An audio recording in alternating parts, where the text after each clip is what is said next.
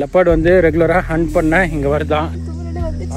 Wild elephant நீங்க சொன்னது அந்த லெப்பர்ட் வந்து இங்க இருக்குதுங்களா? இதெல்லாம் வருதுங்க இங்கெல்லாம். இது ஒரு வெளிச்சம் வந்து கண்ணு மாதிரி நடந்து போச்சு. கண்ணு டைம் 10:35ங்க. கண்டினியூஸ் அலாம் கால். அந்த பின்னாடி அந்த மரத்துக்கு பக்கத்துல பாருங்க, தெரியுது. ஆனா அந்த டவுன்ல ஃபுல்லா லெப்பர்ட் மூவ்மெண்ட் இருக்கும். ஆனா கில் நடக்கிறது ஃபுல்லா வனஸ்ரீ எதிர்க்கதான். மானுங்களாம் மொத்தமா இங்க வந்துச்சுங்க காட்டேஜ் உள்ள. இந்த மரத்துல தான் லெப்பர்ட் சைட்டிங். இங்க தாண்டா இருக்க. கோவம் ஓடு ஓடு ஓடு. கோவத்துல திரும்பிச்சு தொத்திட்டாங்க. நாம போன வீடியோங்கள்ல சத்தியமங்கலம் வழியா கபினி எப்படி வந்து ரீச் பண்ணோங்கிறதும், கபினில எப்படி பட்ஜெட்ல ஸ்டே பண்ணி சிக்கனமா சஃபாரிங்களையும் பார்த்து என்ஜாய் பண்ண முடியும் அப்படிங்கறதெல்லாம் காட்டியிருப்போம். அங்க நமக்கு மறக்கவே முடியாத பல அரிய நிகழ்வெல்லாம் நடந்தது. குறிப்பா மரத்து மேல இருக்க சிறுத்தைய பார்த்தோம், ஒரு புதருக்கு நடுவுல ஓய்வு எடுத்துட்டு இருக்க புலியை பார்த்தோம், சென்னாயின் கூட்டங்களை பார்த்தோம். இது போல பல சுவாரஸ்யமான நிகழ்வெல்லாம் இதுல இருக்கு. த்ரில்லான சத்தியமங்கலம் ஜேர்னியை முடிச்சுட்டு கபினியை முடிச்சுட்டு நாம இப்போ பந்திப்பூர் வந்திருக்கோம். நம்ம பந்திப்பூர் நைட் ஸ்டேல ஆச்சரியம் தரக்கூடிய நிகழ்வெல்லாம் நடந்தது. புதுவிதமான த்ரில்லிங்கான அனுபவத்தெல்லாம் கண்டு கழிக்க முடிஞ்சது. குறிப்பா சிறுத்தை மான் கூட்டங்களை வேட்டையாட முயற்சிக்கிறது.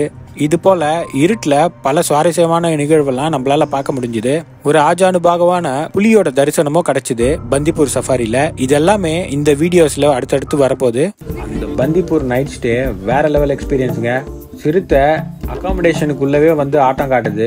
ஒரு பெரிய டஸ்கர் அகாமடேஷன் ஏரியாக்குள்ள வந்துருச்சு. அத கும்கி யானை வச்சு துரத்துனாங்க. இந்த ஆபரேஷன் எல்லாம் கண் எதிர்க்க பார்த்தோங்க. இந்த எக்ஸ்பீரியன்சஸ் எல்லாமே உங்களுக்கும் கிடைக்கும். வீடியோவை தொடர்ந்து பார்க்கறதுக்கு முன்னாடி இப்பவே சப்ஸ்கிரைப் பட்டனை அமைக்கிடுங்க. நாம போட போற மத்த எல்லா வீடியோஸையும் மிஸ் பண்ணாம பாருங்க. உங்களுடைய தொடர் ஆதரவுக்கு நன்றி. வணக்கம், வந்தனம் and welcome to my channel have rhythm explore. காலையில சாட்டிஸ்ஃபைடா நாகர்கோவில் சஃபாரியை முடிச்சுட்டு நாம ரூமை செக் அவுட் பண்ணிட்டோம். பந்திப்பூரோட அகாமடேஷன் புக் பண்ணிருக்கோம் இன்னைக்கு. சோ அது செக் இன் பண்ண போயிட்டு இருக்கோம். ஆல்ரெடி லேட் ஆயிடுச்சு. 4 o'clock பந்திப்பூர்ல சஃபாரியும் புக் பண்ணிருக்கோம். ரூமை செக் இன் பண்ணிட்டு சஃபாரிக்கு வர போனோம். ஆல்ரெடி இப்ப பாத்தீங்கன்னா டைம் 11:39 ஆயிடுச்சு. பந்திப்பூர் இங்க இருந்து கரெக்டா 2 hours ஆகும் போல இருக்கு. நான் இப்ப ஹேண்ட் போஸ்ட் அப்படிங்கிற ஒரு இடத்துல இருக்கேன். நாகர்கோவில் சஃபாரி பட்ஜெட்டுக்குள்ள எப்படி முடிக்கலாம், எப்படி புக் பண்ணி எங்க தங்கி எப்படி சஃபாரியை நம்ம போயிட்டு எக்ஸ்ப்ளோர் பண்ணலாம் அப்படிங்கிற இன்ஃபர்மேஷன்லாம் ஆல்ரெடி ஒரு வீடியோ போட்டிருக்கேன். மறக்காம போய் பாருங்க, ரொம்ப ஹெல்ப்ஃபுல்லா இருக்கும். இப்ப பந்திப்பூர் நாம போய் ரீச் ஆகும். ரொம்ப த்ரில்லிங்கா இருக்கும்னு நினைக்கிறேன். ஏன்னா போற வழியில நம்ம ரிசர்வ் ஃபாரஸ்ட் வழியா தான் போனோம். நிறைய வைல்ட் அனிமல்ஸ் பாக்கிறதுக்கான சான்சஸ் நமக்கு நிறைய, ஒரே த்ரில்லா இருக்கு.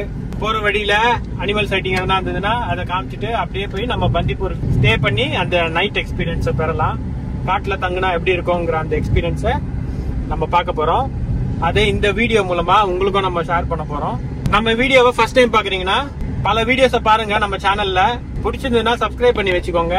இந்த வீடியோக்கும் லைக் போட்டு இது போல எக்ஸ்ப்ளோர் பண்ணணும்னு ஆசைப்படுற உங்க ஃப்ரெண்ட்ஸுங்களுக்கு, உங்க ஃபேமிலி ரிலேட்டிவ்ஸ்க்கு யாருக்குன்னா இருந்தா அவங்களுக்கு ஷேர் பண்ணுங்க. நான் சொல்ற பிளானிங் படி பண்ணாலே பட்ஜெட்ல இந்த சஃபாரி எக்ஸ்பீரியன்ஸோ இந்த நைட் ஸ்டே எக்ஸ்பீரியன்ஸோ கண்டிப்பா நம்ம அனுபவிக்க முடியும். கபினி யாரு இல்ல முதலைங்கெல்லாம் இருக்கும். ஹேண்ட் போஸ்ட்ல இருந்து குண்ட்லுப்பேட்டுக்கு ரூட் பாருங்க எப்படி இருக்கு. பைக்கர்ஸுங்களுக்கு சொர்க்கமா இருக்கும்னு நினைக்கிறேன். கண்டிப்பா பைக்கர்ஸுமே ட்ரை பண்ணலாங்க இந்த ரூட் எல்லாம். கண்டிப்பா சூப்பரா இருக்கு. To not feel the animal, to not stop vehicles. அப்பா ஃபாரஸ்ட் பா, இது ஏதோ ஒரு ஃபாரஸ்ட் ரோட்குள்ள போயிட்டு இருக்குங்க வண்டி. என்ன ஃபாரஸ்ட் பேர் சரியா நல்ல பேர் படிக்க முடியல, மேப்ல தான் பார்க்கணும். அப்புறமா வேலி மாதிரி போட்டிருக்காங்க இல்ல பாத்தீங்களா. இது நாகர்கோவில ஃபுல்லாவே மெயின்டைன் பண்றாங்க. அதே மாதிரி எலக்ட்ரிக் ஃபென்சிங்கும் பண்ணிருக்காங்க பாருங்க. அனிமல்ஸ் இங்க இருந்து அங்க மூவ் ஆக கூடாதுன்னு ஃபுல்லாவே பண்ணிருக்காங்க. குறிப்பா யானை பண்ணக்கூடாதுன்னு தான் போட்டிருக்காங்க மெட்டல்ல. இது போல இது எப்படி மெயின்டைன் பண்றாங்கன்னு தெரியல. ஒரு பெரிமீட்டர் ஃபென்ஸ் மாதிரி இது மொத்தமா போட்டு வச்சிருக்காங்க. இப்ப நம்ம குண்ட்லுப்பேட் போற வழியில இருக்கோம் நாகர்கோவில இருந்து. இது எந்த சைடு, இது நாகர்கோவில் ஃபாரஸ்ட் தானு தெரியல. இப்ப ஒரு ஃபாரஸ்ட் ஏரியா உள்ள கிராஸ் பண்ணி தான் வந்தோம். ரோடு சுமாரா தான் இருந்துச்சு. அங்கேயுமே பாத்தீங்கன்னா இது போல ஃபென்சிங் பண்ணிருக்காங்க. அதே மாதிரி எலிஃபென்ட்டோட டிராப்பிங்ஸும் இங்க பார்த்தோம். யானை சாணமே பார்த்தோம். வரும்போது இது போல ஒரு ரிசர்வ் ஃபாரஸ்ட் ஏரியால தான் வர வேண்டி இருக்கும். ரோடு பாருங்க ரொம்ப இதுவாயிடுச்சு, பாத்தீங்கன்னா தெரியும். பாருங்க ரோடு எப்படி ஆயிடுச்சு பாருங்க. இங்க சஃபாரிக்குள்ள போன மாதிரி ஒரு எக்ஸ்பீரியன்ஸ் ரோடு இங்க ஆயிட்டு இருக்குங்க. இது ஃபுல்லா ரிசர்வ் ஃபாரஸ்ட், ஃபென்சிங் பண்ணி எலக்ட்ரிக் ஃபென்சிங் பண்ணி இது போல இது போட்டிருக்காங்க. நாகர்ஹோலேவோட அமைதியான அழகெல்லாம் தாண்டி பந்திப்பூர் போற ரோடு பிரியிற இடத்துக்கு வந்து ரீச் ஆனோம். இங்க இருந்து பயணம் மொத்தமா த்ரில்லிங்கான அனுபவமா நமக்கு இருக்க போகுதுங்கிறது அப்ப எனக்கு தெரியாது. போற வழியில மறுபடியும் ஒரு ரிசர்வ் ஃபாரஸ்ட் ஏரியா வந்தது. இந்த ஃபாரஸ்ட நான் கேள்விப்படவே இல்லை இந்த ரூட்ல இருக்கோங்கிறது. செக் போஸ்ட்டுமே இருந்தது, ஆனா அங்க ஆள் ஆர்வம் இல்லாம இருந்தது. என்ட்ரி டைம் காலையில 6 மணில இருந்து ஈவினிங் 6 மணி வரைக்கும் தான் அப்படின்ற இன்ஃபர்மேஷன் இருந்தது. இந்த இடத்துக்கு பேரு நுகு ரிசர்வ் ஃபாரஸ்ட் அப்படின்னு மேப்ல பார்த்தங்க. பந்திப்பூர் போற வழியில தான் இந்த நுகு ரிசர்வ் ஃபாரஸ்ட் அமைஞ்சிருக்கு. இந்த இடம் உண்மையிலேயே அழகாவே இருந்ததுங்க. வலது பக்கம் நம்ம போற வழியில நுகு ரிசர்வாயரோட அழகான நீர்த்தேக்க பகுதி, இடது பக்கம் ஃபுல்லா அடர்ந்த காடு, ரெண்டு பக்கமும் அழகு சூழ ரோடு வளைஞ்சு வளைஞ்சு போய்கிட்டே இருக்கும். வண்டியோட சத்தம் மட்டும் தான் கொஞ்சம் தூரம் நமக்கு அமைதியா கேட்டுட்டே இருந்ததுங்க. ஒரு மாதிரி த்ரில்லான ஃபீலிங்குமே இருந்தது. இந்த காட்டு பாதையில போயிட்டு இருக்கும் போது காட்டோட ஒரு ஃபீல், எங்கேயோ தூரத்துல மயிலோட சத்தம், குரங்குங்களோட சத்தம், நமக்கு ஒரு விதமான அச்சம் கொடுக்கக்கூடிய ஒரு ஃபீலோட தான் இந்த காட்டு பாதையை நாங்க தாண்டி போனோம். அதுக்கப்புறம் நான் கொஞ்சம் ரிசர்ச் பண்ணும்போது தான் தெரிஞ்சது, இந்த இடம் பந்திப்பூருக்கும் நாகர்ஹோலேக்கும் இது ரெண்டுத்தையும் இணைக்கிற ரொம்ப முக்கியமான காப்பு காடுங்க. இந்த காடு வழியா யானைகளோட இடற்பெயர்ப்பெல்லாம் ஏற்படும் அப்படின்ற மாதிரி போட்டு இருந்ததுங்க. அந்த இன்ஃபர்மேஷன்லாம் தெரியும் போது கொஞ்சம் நல்லாவே இருந்தது. இங்க பாரு, கேட் பாரு, எலக்ட்ரிக் கேட் வச்சிருக்காங்க. இந்த சைடு இந்த பக்கமா எலக்ட்ரிக் ஃபென்சிங் இருக்கு. அந்த கம்பிக்கு பின்னாடி எலக்ட்ரிக் ஃபென்ஸ் இருக்கு பாரு. பாத்தியா, தெரியுதா? இதெல்லாம் தாண்டி நாம பந்திப்பூரை நெருங்கிக்கிட்டு இருந்தோம். குண்டலுப்பேட் தாண்டி ஒரு த்ரில்லிங்கான காட்டு பாதையெல்லாம் தாண்டி நாம பந்திப்பூரை அடைஞ்சிட்டோம். நம்ம இப்போ பந்திப்பூர் சஃபாரி கேம்பஸ்ல இருக்கோம். திரும்பி இங்க தான் வரணும். ரூமுக்கு இங்க தான் இன்ஃபர்மேஷன் கொடுக்க தேவையில்ல போல இருக்கு. டைரக்டா ரூம் செக் இன் பண்ற இடத்துலயே அந்த அகாமடேஷன் ரிசப்ஷன் ஆஃபீஸ்க்கு போனாலே போதும். அடுத்து அங்கதான் போறோம். ஒரு 7 கிலோமீட்டர்ஸ் ஆகும் போல இங்க இருந்து போகிறதுக்கு. ஸோ போயிட்டு வரலாம். வந்துட்டோம். இவர்கிட்ட சொல்லணும் ரூம் புக் பண்ணி.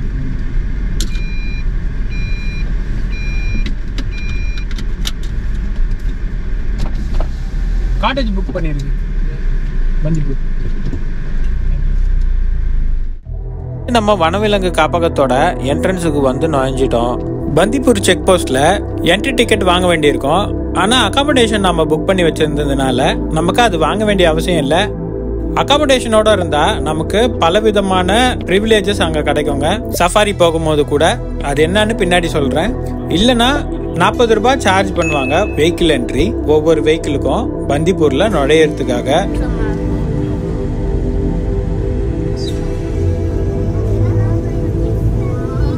போகும்போது இந்த ஒரு மான் கூட்டம் மட்டும் தான் நம்மளால பார்க்க முடிஞ்சது. வேற எந்த ஒரு வனவிலங்குகளோட சைட்டிங்குமே நமக்கு இப்ப கிடைக்கல. ஆனா இந்த பந்திப்பூர்ல பெரிய பெரிய சுவாரஸ்யம்லாம் நமக்கு காத்துட்டு இருக்குங்கிறது உள்ள நுழைஞ்சு போகும்போது எனக்கு அப்ப தெரியாது.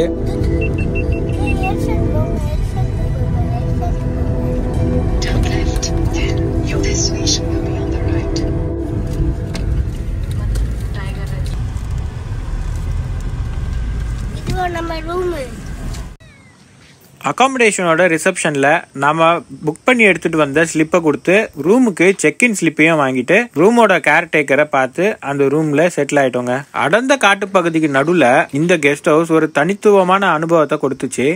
செக்இன் பண்ணிட்டோங்க. அதாவது ரிசப்ஷன்ல செக்இன் பண்ணிட்டோம். இங்க இருந்து பேட்டரி வெஹிக்கிள் வரும், அதுதான் கூட்டிட்டு போகும். பார்க்கிங்க்கு 60 ருபீஸ் சார்ஜ் பே பண்ணோம். காரா இருந்ததுன்னா 100 ரூபாய் கொடுத்தா 60 ருபீஸ் கொடுத்துட்டு சில்லற இல்லைன்னு இது 2 கொடுத்துட்டாங்க. ஒரு பெரிய ஸ்பேஷியஸான பார்க்கிங் இருக்கு. இங்கேயே பார்த்தீங்கன்னா மான் மேய்ஞ்சிட்டு இருக்குங்க. இங்கேயே ரெசிடென்ட் லப்போடும் இருக்கு. அது என்ன ஸ்டேட்டஸ்ன்னு தெரியல, போனாதான் தெரியும். போய் பார்க்கணும். நம்ம ரூம் 1/3 கொடுத்துருப்பாங்க, போய் பார்ப்போம். இது போல் வைல்ட் லைஃப் ரிலேட்டட் கண்டென்ட்ஸ்க்கு நம்ம சேனலை சப்ஸ்கிரைப் பண்ணிக்கோங்க. நிறைய கண்டென்ட் போடலாம். நமக்கு இன்னி எக்ஸ்பீரியன்ஸ் எப்படி இருக்கு போகுதுன்னு தெரியல, பார்ப்போம்.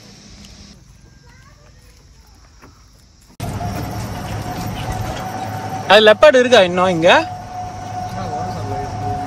நைட்ல வருங்களா? பட் ஆனா அந்த ட்ரீல தான் இருக்கா?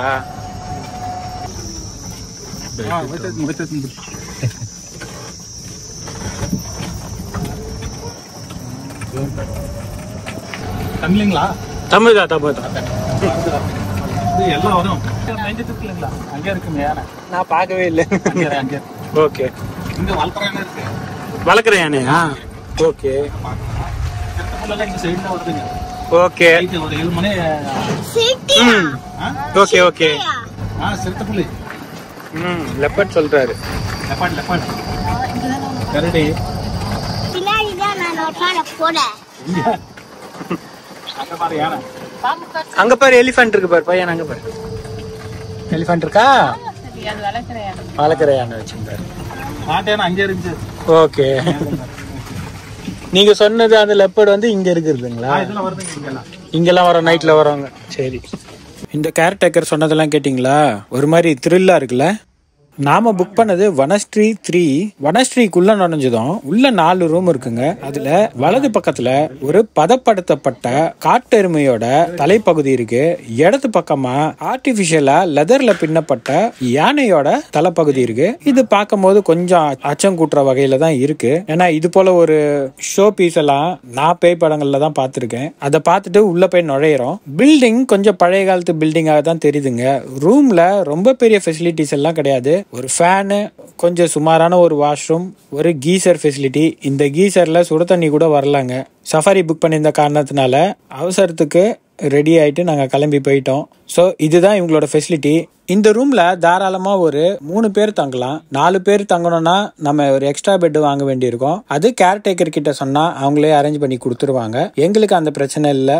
இங்க நம்ம சாப்பாடு சொல்லணும்னா முன்னாடியே ஆர்டர் பண்ணோங்க. நாங்க வந்ததே ஆஃப்டர்நூன் மேலதான். அதனால வரும்போதே குண்ட்லுப்பேட்ல பார்சல் வாங்கிட்டு வந்து இங்கவே சாப்பிட்டோம். உண்மையிலேயே அந்த ஹோட்டல் நல்லா தான் இருந்தது. நீங்களுமே ட்ரை பண்ணி பாருங்க அந்த வழியா போனா.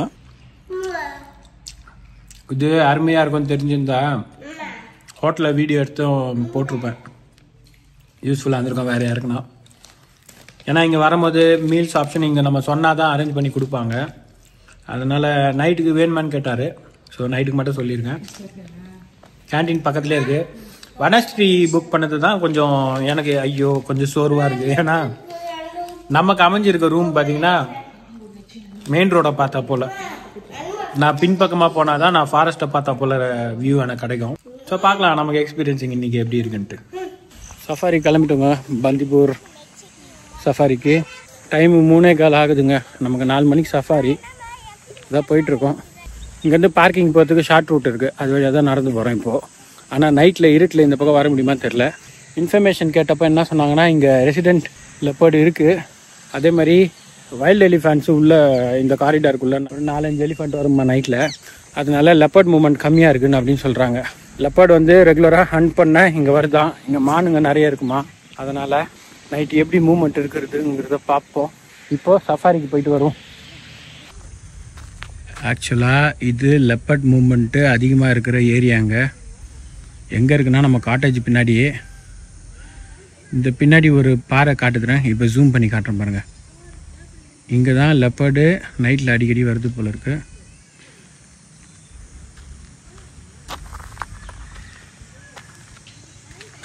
இது மயூரா காட்டேஜ், கோகிலா காட்டேஜ், இது போல் காட்டேஜுங்க மாற்றி மாற்றி இருக்குது.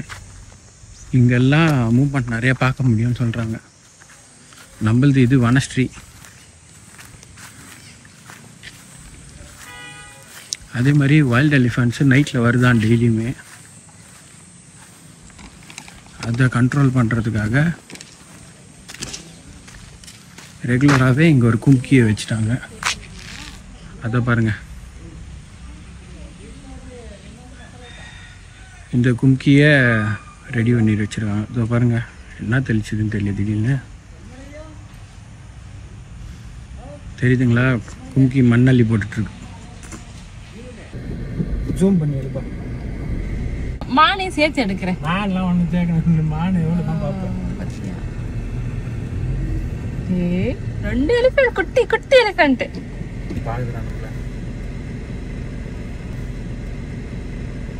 அதுங்களா?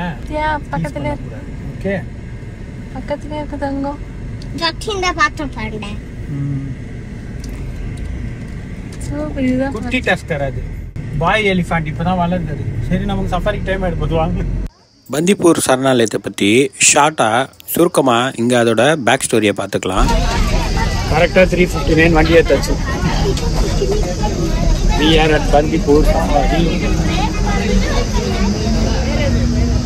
முன்னாடியெல்லாம் இந்த பந்திப்பூர் பகுதி மைசூர் மகாராஜாவோட வேட்டையாடுற இடமா இருந்துச்சு. 1931 வாக்குல மைசூர் மகாராஜா ஒரு சூப்பரான முடிவு எடுத்தாரு. அவரோட இந்த பகுதியில 90 சதுர கிலோமீட்டர் இடத்த வேணுகோபால சுவாமி வனவிலங்கு பூங்கா அப்படின்னு அறிவிக்கிறாரு. அதாவது காட்டு விலங்குகளை பாதுகாக்கிற ஒரு இடமா மாத்துறாரு. 1941 இதுக்கு வேணுகோபால் வனவிலங்கு பூங்கான்னு பெயர் வைக்கிறாங்க. 1973 வாக்குல ப்ராஜெக்ட் டைகர் திட்டத்துல இந்திய அரசாங்கம் இத புலிகள் காப்பகமா மாத்துறாங்க. அப்போ வேணுகோபால் வனவிலங்கு பூங்காவா பெயர் படுத்திக்கிட்டு இருந்த இந்த இடத்துக்கு பந்திப்பூர் புலிகள் காப்பகம்னு அறிவிக்கிறாங்க. நம்ம நாட்டுல இருக்கிற பழமையான புலிகள் காப்பகங்கள்ல இதுவுமே ஒண்ணு. 1986 பந்திப்பூரை நீலகிரி பயோஸ்பியர் ரிசர்வ் கூட கனெக்ட் பண்றாங்க. இது ரொம்ப முக்கியமான ஒரு பகுதியா இருக்கு. கர்நாடகால இருக்கிற நாகர்ஹோலே பூங்காவையும், தமிழ்நாட்டுல இருக்கிற முதுமலை வனவிலங்கு சரணாலயத்திலையும், கேரளால இருக்கிற வயநாடு வனவிலங்கு சரணாலயத்தையும் எல்லாம் ஒண்ணு சேர்த்து மேற்கு தொடர்ச்சி மலையில புலிகள் வாழற இடமா இது இருக்கு. இது ஒட்டுமொத்தமா நீலகிரி பயோஸ்பியர் ரிசர்வ்னு அழைக்கிறாங்க. ஆரம்ப கட்டத்துல 874 சதுர கிலோமீட்டரா இருந்த இந்த பூங்கா இப்போ பக்கத்துல இருக்க மத்த காடுகளையும் சேர்த்து சுமார் 912 கிலோமீட்டருக்கு விரிவுபடுத்திட்டாங்க. இங்க புலி, யானை, சிறுத்தை, கரடி, மானு போல நிறைய காட்டு விலங்குகள் இருக்கு. அப்புறம் இங்க இருக்கிற அழகான இயற்கையும் நிறைய வகையான உயிரினங்களையும் சுற்றுலா பயணிகளை ரொம்பவே கவரும். விலங்குகளுக்கு பிரச்சனை வரக்கூடாதுன்னு ராத்திரி நேரத்துல இந்த ஹைவே வழியா வண்டி போறதுக்குமே தடை விதிச்சிருக்காங்க. தடை இருந்தாலுமே நடுராத்திரியில இந்த பக்கமா நம்மளால உள்ள போக முடியும். அது எப்படிங்கிறது ஆல்ரெடி 2 வீடியோ நம்ம சேனல்ல பப்ளிஷ் பண்ணிருக்கேன். போய் பார்த்து தெரிஞ்சுக்கோங்க. ரொம்பவே இன்ட்ரெஸ்டிங்கா இருக்கும். I'm Girish, I'll be your guide and my colleague Sidraju sir. So yeah, done 15 years. So I'll give you a small briefing about safari. Let me explain in Kannada first. Natural forest, but let's hope for the best. Please be silent. Okay, when you see any animal, don't get excited. If you have any food or plastic, don't buy it. When you take photos, don't use flash. If you have any questions about wildlife and about Bandipura, please sir. Okay. Safari ஆரம்பிச்சு உள்ள நுழைஞ்சிட்டோம். முதல்ல நம்ம கண்ணுக்கு தென்படுறது இந்த புலிமான்கள் கூட்டம் தான். நாம எந்த சஃபாரிக்கு போனாலுமே அதிகமா நம்ம கண்ணில் தென்படுறது இந்த மான் கூட்டங்க தான். நிறைய பேர் இதை மோஸ்ட்லி இக்னோர் பண்ணிடுவாங்க அடிக்கடி பழக்கிறதுனால. பட் மான்கள் ரொம்பவே அழகான பிராணிங்க. விதவிதமான மான்கள் காடுகள்ல இருக்கும். நம்ம கண்ணுக்கு ரொம்பவே அதிகமா தென்படுறது இந்த புள்ளி மான்களும் கடைமான்களும் தான்.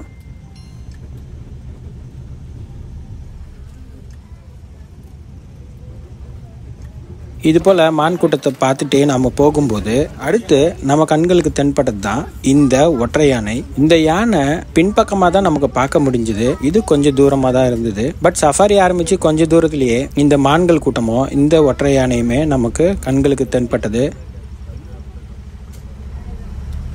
அதை பார்த்து முடிச்சுட்டு கிளம்பும் போது தான் எதிர்க்க வந்த ஜீப் ஒன்று ஒரு இன்ஃபர்மேஷன் டிரைவருக்கு சொன்னாங்க.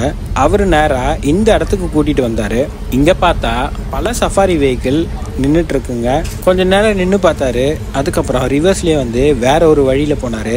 அதுக்கப்புறம் தான் கைடு சொன்னாரு இங்க டைகர் சைட் ஆயிருக்கு, அதனால எல்லாரும் இங்க வெயிட் பண்ணிட்டு இருக்காங்க. நாம இதுக்கு ஆப்போசிட் டைரக்ஷன்ல போய் பார்க்கலாம். மேபி டைகர் கிராஸ் ஆயிருந்ததுன்னா அந்த இடத்துக்கு வர்றதுக்கான சான்சஸ் உண்டு, அதனால நம்ம போகலாம் அப்படின்ற ஒரு காரணத்தினால நம்ம சஃபாரி வேன் டிரைவர் இந்த பக்கம் கூட்டிட்டு வந்தாருங்க.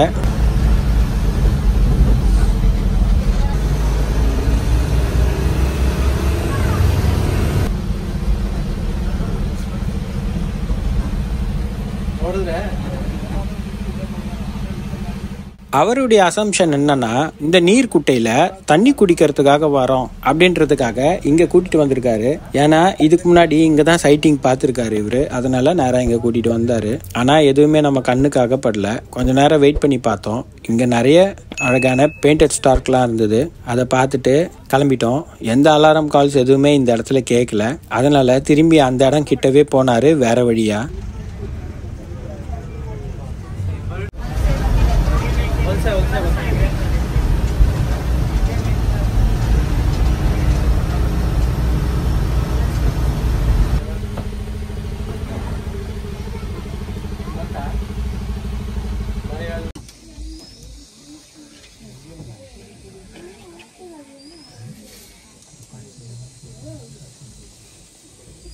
Was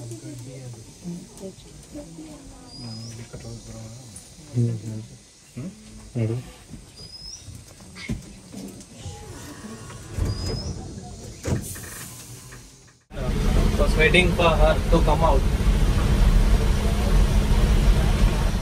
நாங்களும் கொஞ்ச நேரம் அங்கே வெயிட் பண்ணி பார்த்துட்டு கிளம்பிட்டோம். போகிற வழியில் தான் இந்த காட்டு மாடுகளோட கூட்டத்தை பார்த்தோம். எவ்வளோ பெரிய மாடுங்க, இவ்வளோ க்ளோஸில் நான் பார்த்துருக்கேன்னா இதுக்கு முன்னாடிங்கிறது எனக்கே தெரியல. என்ன ஒரு ஆஜானுபாகுவான ஒரு உடல் அமைப்பு, செம்மையாக ப்ரோட்டீன் ஏற்றி மசில் பாடி பில்டிங் பண்ணா போல் என்ன ஒரு லுக்குங்க. பார்த்தோன்னே ஒரு மாதிரி பயம் ஏற்பட்டுருச்சு.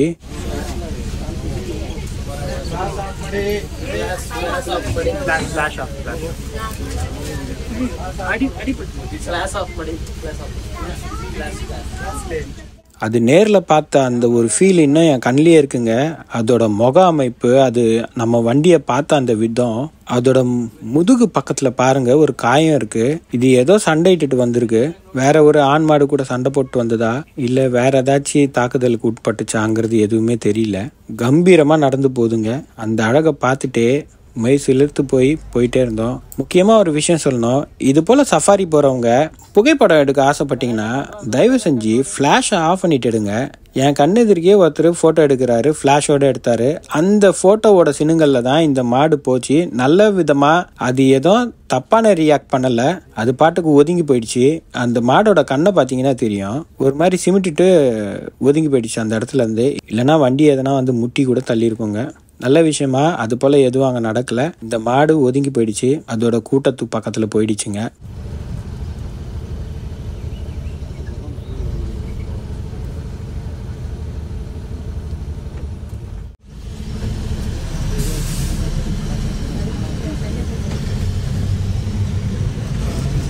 ಅದು ಬೆನ್ನು ನೋಡಿದ್ರೆ ಇಂಜರ್ಡ್ ಆಗಿತ್ತು. ನಾವು ಒಂದೊಂದ್ಸಲ ಫೀಮೇಲ್ಗೋಸ್ಕರ ಅಥವಾ ಗುಂಪಲ್ಲಿ ಡಾಮಿನೆನ್ಸ್ಗೋಸ್ಕರ அதனால வரதுக்கோசரம் வெயிட் பண்ணுறாங்க. நான் சொன்னேன் அப்போ லக்கு இல்லையா, நான் இல்லை இன்னும் நமக்கு டைம் இருக்குது, வெயிட் இருந்து பார்க்கலாம்.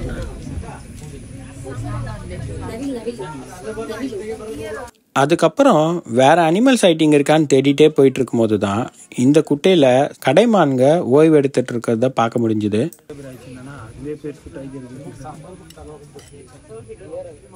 அந்த மான்களை பார்த்துட்டு வந்துட்டே இருந்தோம். கொஞ்ச தூரம் டிராவல் பண்ணியிருப்போம். ஆச்சரியம் தரக்கூடிய வகையில் 2 வண்டிங்க மட்டும்தான் ஒரு இடத்துல நின்னுந்தது. ஜிப்சி என்னன்னு போய் விசாரிக்கும் போது இப்போதான் டைகர் கிராஸ் ஆச்சுன்னு சொன்னாங்க. நாங்கள் அங்கே மிஸ் பண்ண டைகர் இங்கே கிராஸ் ஆயிருக்குங்க. என்னடா இது லக்கி இப்படி வேலை பார்க்குதே. ஏன்னா காலையில தான் டைகரை பார்த்தோம், ஒரு பதரில் தூரமாக உக்காந்து இருந்தது. அந்த லக்கெல்லாம் அப்படியே இருக்கும், இப்பயும் டைகர் சைடு கிடைக்கும் அப்படிங்கிற ஒரு எண்ணத்தோடு வரும்போது இந்த டைகரு ஒரு 10-15 மினிட்ஸ் முன்னாடி தான் கிராஸ் ஆகிருக்குங்க. அது வெளியில் வரோங்கிறதுக்காக தான் இந்த வெஹிக்கிளுமே இங்கே நின்றுட்டுருக்காங்க. நமக்கு அந்த சைட்டு மிஸ் ஆயிடுச்சு. இருந்தாலும் கொஞ்ச நேரம் வெயிட் பண்ணி பார்த்தோம் வருதான்ட்டு, வரலை. இங்கே பார்க்குறீங்களா இந்த மானிட்டரில், இதுதாங்க அந்த டைகர் இப்போ கிராஸ் ஆகி போனது. என்னடா இது டைகர் மிஸ் ஆயிடுச்சுன்னு நினச்சிட்டு வரும்போது தான் ஆச்சரியமா நம்ம சஃபாரி வண்டி வர பாதையிலேயே ஒரு தாய் யானை தன் குட்டியோட நின்றுட்டு இருந்தது. பாதை மேலேயே நிற்கவோ எனக்கு ஒரு பக்கம் பயம், இது ஏதாவது ரியாக்ட் பண்ணுமோ அப்படிங்கிற ஒரு எண்ணம், ஒரு அச்சம். பட் அப்படி எதுவும் பண்ணலை, கொஞ்சமாக ஒதுங்கி நின்றுடுச்சு.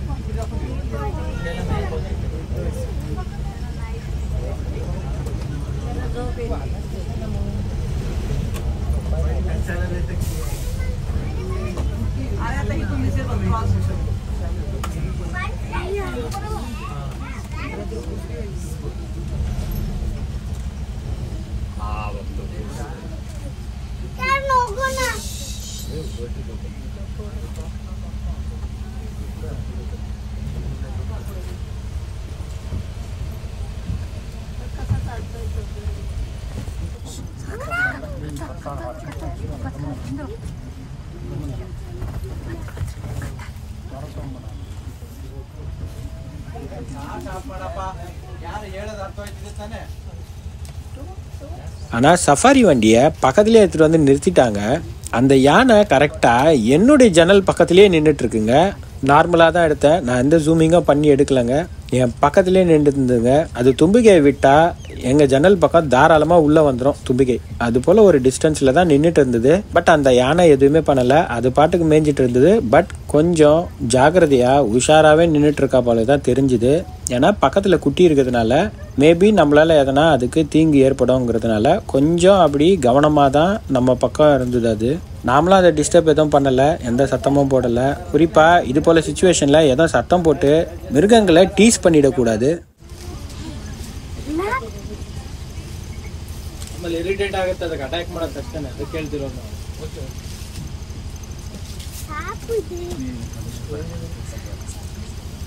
அது கூட சுற்றி இருக்கு, கோவத்தில் இருந்ததுன்னா அட்டாக் பண்ணிடும். அது கொஞ்சம் நார்மலாக இருக்குது. அது பிடிக்கணுன்னா துரத்தி விடும்.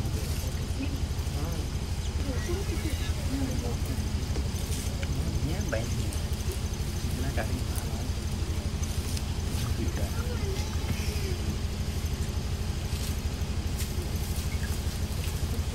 டர்க்கராக நிற்க மாட்டாங்க.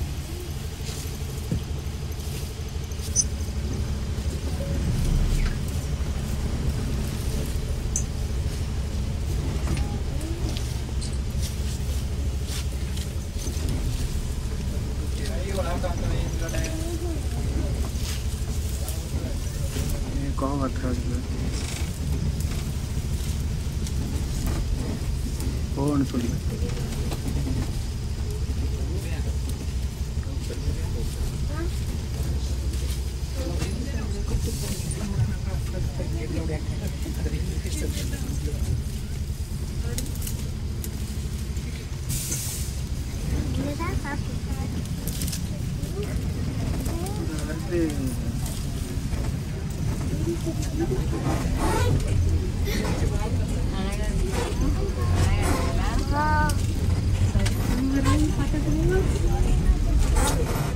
நம்ம சஃபாரி டைமிங்குமே ஆல்மோஸ்ட் முடிஞ்சிடுச்சுங்க. அதனால் நம்ம சஃபாரி டெர்மினலுக்கு திரும்பிட்டு இருந்தோம். அகைன் வந்து மைசூர் ஊட்டி ரோட்டில் ஏறிட்டோம். ரிட்டர்ன் போகும்போது நம்ம காரில் வரும்போது எந்த இடத்துல யானை பார்த்தோமோ அதே இடத்துல ஒரு யானை கூட்டத்தையே பார்த்தோம். நாங்கள் போகும்போது 2 யானை தான் இருந்தது, ஒரு குட்டி ஒரு தாய். இப்போது அங்கே ஒரு யானை கூட்டமே இருந்ததுங்க. அதை பார்த்துட்டு போய் சஃபாரியுமே எண்ட் பண்ணிட்டு ரூமுக்கு திரும்பிட்டோங்க.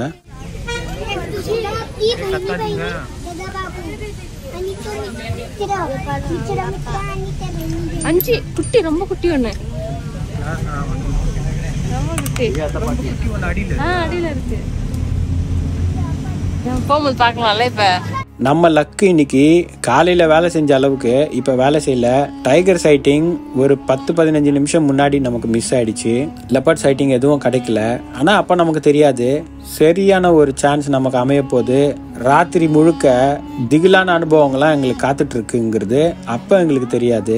பந்திப்பூர் அதனுடைய மொத்த வித்தையும் ரிட்டர்ன் ரூமுக்கு போனதுக்கு அப்புறம் ஆரம்பிக்குங்கிறது எங்களுக்கு அப்போ தெரியாது. இங்கே கொஞ்சம் எக்ஸ்பென்சிவாக இருக்க மாதிரி தான் தெரியுது. பஸ் சஃபாரி 90 நிமிஷத்துக்கு தான் போகும். ஜிப்சில 120 நிமிஷம் போவாங்க. பஸ்ஸோட சஃபாரி ரேட்டு பாத்தீங்கன்னா சஃபாரிக்கு 300 ரூபாய், காட்டுக்குள்ள என்ட்ரி ஃபீஸ் ஒரு 300 ரூபாய், கைடுக்கு 50 ரூபாய், டோட்டலா 650 ரூபாய் வருதுங்க. ஜிப்சிக்கு 120 நிமிஷத்துக்கு 5500 ரூபாய் வருது 5 பேருக்கு. நீங்க 5 பேரா வந்தீங்கன்னா இது போல ஜிப்சி கூட எடுத்துக்கலாம். நாம அகாமடேஷன் புக் பண்ணியிருந்தோம்னா சில பெனிஃபிட்ஸ்லாம் நமக்கு இருக்குன்னு சொல்லியிருந்தல, அது நம்ம காட்டுக்குள்ள என்ட்ரி ஆகிறதுக்கு எந்த கட்டணமும் செலுத்த வேணாம். சஃபாரிலையுமே என்ட்ரி ஃபீன்னு 300 ரூபாய் சார்ஜ் பண்றாங்களா, இந்த 300 ரூபாய் அகாமடேஷன் வச்சிருக்கவங்களுக்கு கிடையாது. சோ 350 ரூபாய் கட்டினா போதுங்க ஒரு சஃபாரிக்கு. ஆஃப்லைன்ல வந்து வாங்கினா மட்டும்தான் இந்த 300 ரூபாய் டிஸ்கவுண்ட் கிடைக்கும் அகாமடேஷன் வச்சிருந்தோம்னா. அதனால ஆன்லைன்ல விட ஆஃப்லைன்ல ப்ரிஃபர் பண்ணுங்க நீங்க அகாமடேஷன் வச்சிருந்தீங்கன்னா. நான் 2 சஃபாரி புக் பண்ணியிருந்தேன், ஆன்லைன்ல புக் பண்ணிட்டேன். அதனால எனக்கு ஒவ்வொரு டிக்கெட்லயும் 300 ரூபாய் எனக்கு நஷ்டம் தான். சஃபாரி பந்திப்பூர் இனிதே நிறைவு பெற்றது. இங்க டைகர் சைட்டிங் மிஸ் ஆயிடுச்சுங்க. எங்களுக்கு முந்தின சஃபாரி போனவங்களுக்கு டைகர் கிடைச்சிருக்கு, எங்களுக்கு மிஸ். நாங்கள் போகிறதுக்கு ஜஸ்ட் கொஞ்ச நேரத்துக்கு முன்னாடி தான் அங்கேருந்து கிளம்பி இருக்கு போல. மார்னிங் சஃபாரி ட்ரை பண்ணுறோம். அந்த மரம்னு நினைக்கிறேன், அது இருக்கு பாரு. இந்த மரத்தில் தான் லெப்பர்டு சைட்டிங் கிடைச்சிருக்கு. இந்த மரமா உக்காந்து இருக்குது, இது தெரியல பாரு.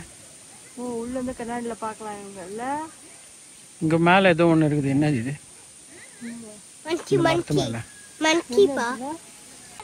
மரத்துல ஏதோ லெப்பர்ட் ஏதோ படுத்துட்டு இருக்க மாதிரியே ஒரு ஃபீலுக்கு நான் கேட்டேன்.